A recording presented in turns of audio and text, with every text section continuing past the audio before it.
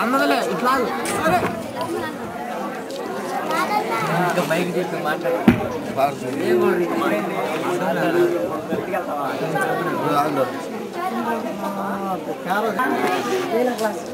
నీకు శుభ్రం భయపడకుము, దేవుని వల్ల నీవు కృప పొందితివి.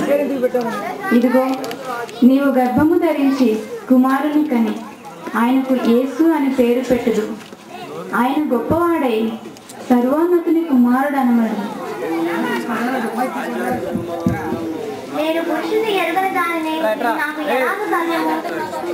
ఇది పరిశుద్ధాత్మ వల్ల కలిగిన కార్యం. అయితే దేవుని చిత్తానుసారంగా జరిగినదా?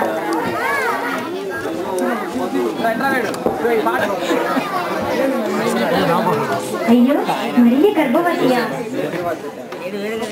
ఇది ఎలాగ సాధ్యం?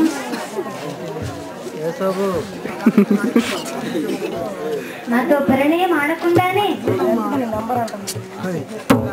నా ప్రమేయం లేకుండానే మరీ గర్భవతియా? ఎలాగైనా సరే ఈమెను రహస్యంగా విడనాడాలి. నాకు అదే మంచిది.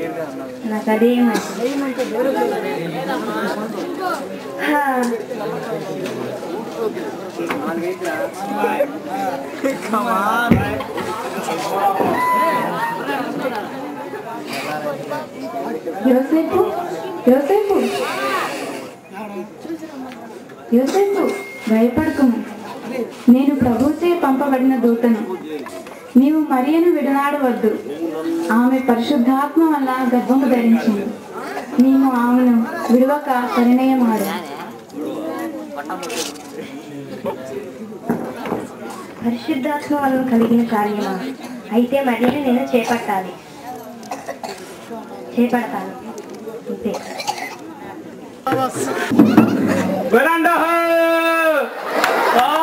తెలియజేయనగా క్రైస్తవ ప్రకారం మీ పేర్లను మీ పట్టణంలో నమోదు చేసుకోవాల్సిందిగా ఆజ్ఞ జారీ చేయడం అనేది. పిల్లలేమి పెద్దలేమి ముసలోళ్ళేమి మీ పేర్లు నమోదు చేసుకోవాల్సిందిగా ఆజ్ఞ జారీ చేయడం అనేది. చెప్పలేదనేరు, చేయలేదనేరు, నా పట్ట కొట్టారు, నేను అసలే కంపెనీ పిల్లలు కలవన్నా.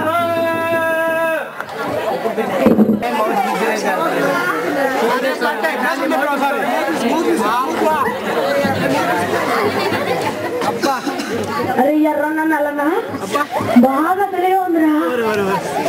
ఈ శరీరం మనం తట్టుకోలేకపోతున్నాం.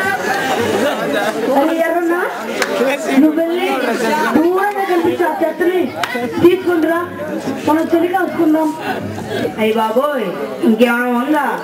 నేను ఒంటికి అంత దూరం వెళ్ళి చెత్తని వేసుకుని రావటమా? నా వల్ల కాదయ్యా. ఒరే మల్లన్నా నీది అవదు కదా, వీడి వల్ల పిత్రుడు రా, వీడి వల్ల కాదు కానీ పోయేస్తా. నాకు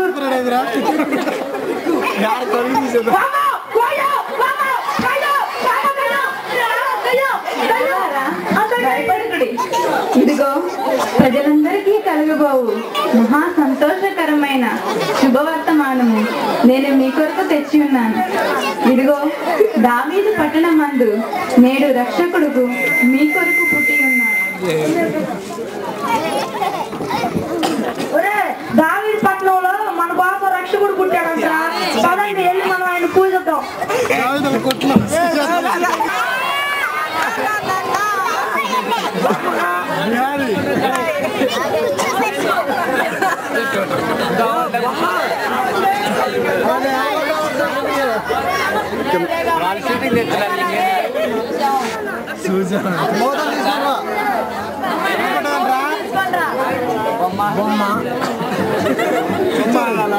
ఆకాశంలో పుష్కారం వెలిసినది, దానిని మీరు ఒకసారి తిలకించండి.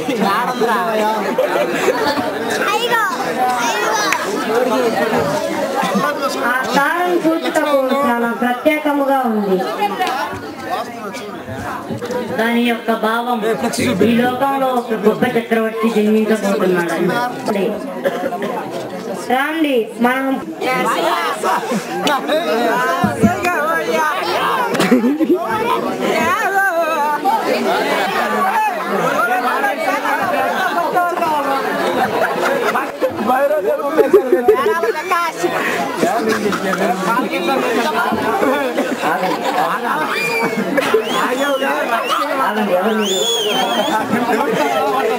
మేము తూర్పు దేశ జ్ఞానంలో ఆకాశంగా జరిగిన వింత గురించి రాజుతో చర్చించకు మేము వచ్చాము.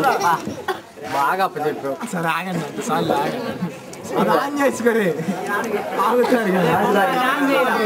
రాజా తూర్పు దేశ జ్ఞానం అంట మీరు ఆకలి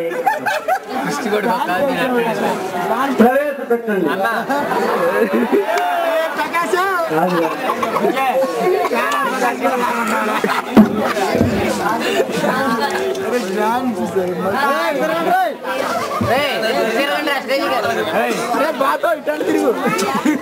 ఏంటి సంగతులు?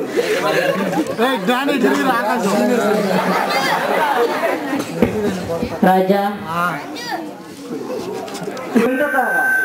ఏమిటది? దాని అర్థమైంది. దాని అర్థం ఈ లోకాన్ని పరిపాలించే ఒక గొప్ప చక్రవర్తి పుట్టాడని భావం. చక్రవర్తి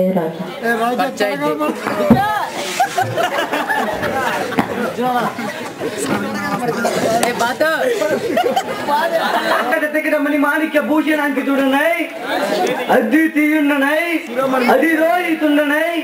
ఈ 7 రాజ్యాలను గడగడగడలాడిస్తున్న ఈ రోజుండగా యూదులకు వేరొక రాజు పుట్టుటయా? అసంభవం. మహామంత్రి నీవు వెళ్ళి ఈ రాజ్యంలో ఉన్న 2 ఏళ్ల లోపల పిల్లలందరినీ సంహరింపమని ఆజ్ఞని జారీ చేయండి. ఎవరక్కడ? నేనెక్కడ?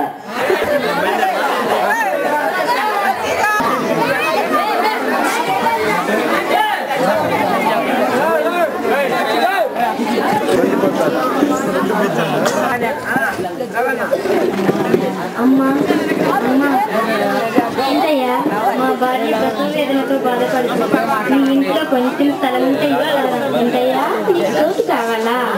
నాకు నా పెనిమిటికి నా పిల్లలకే చోటు లేదు. ఇక నీకెక్కడి నుంచి తెచ్చిమంట? పోవయ్యా. అమ్మా అమ్మా ఏంటయ్యా, మా భార్య ప్రసవ వేదనతో బాధపడుతుంది. మీ ఇంట్లో కొంచెం స్థలం ఉంటే ఇస్తారా? తాను నిలవని చోటు లేదు కానీ మెడలో ఒక డోలట. పోవయ్యా. అమ్మా అమ్మా ఏంటమ్మా, మా భార్య ప్రసవ వేదనతో బాధపడుతుంది. మీ ఇంట్లో కొంచెం స్థలం ఉంటే ఇస్తారా? మీరే చూస్తున్నారుగా, మా ఇంట్లో స్థలం మాకే సరిపోవటం లేదు. కానీ మిమ్మల్ని చూస్తుంటే నాకు జాలిస్తుంది. మీకు అభ్యంతరం లేకపోతే మా ఇంటి వెనకాల పశువుల పాకం ఉంది, దాంట్లో ఉండవచ్చు. సరేనమ్మా, దానికి మార్గం రండమ్మా.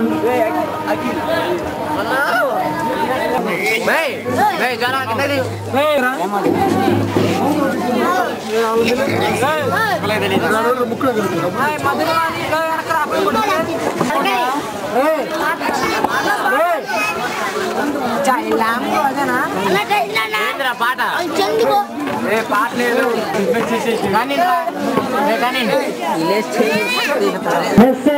ముద్దు నుండి చిగురు పుట్టరా, రాజులకు రాజంట, రమ్యమైన రోజంట, నీ కొరకు నా కొరకు పుట్టనంట, హే నీ కొరకు నా కొరకు పుట్టనంట. హల్లెలూయా హల్లెలూయా హల్లెలూయా హల్లెలూయా హల్లెలూయా హల్లెలూయా హల్లెలూయా హల్లెలూయా. పాట నేర్పించింది సుమాంజలి అండి, చాలా చక్కగా నేర్పించింది. ఈ పాటనే కాదు, చాలా పాటలు కూడా చాలా చక్కగా నేర్పించింది. చాలా క్లాస్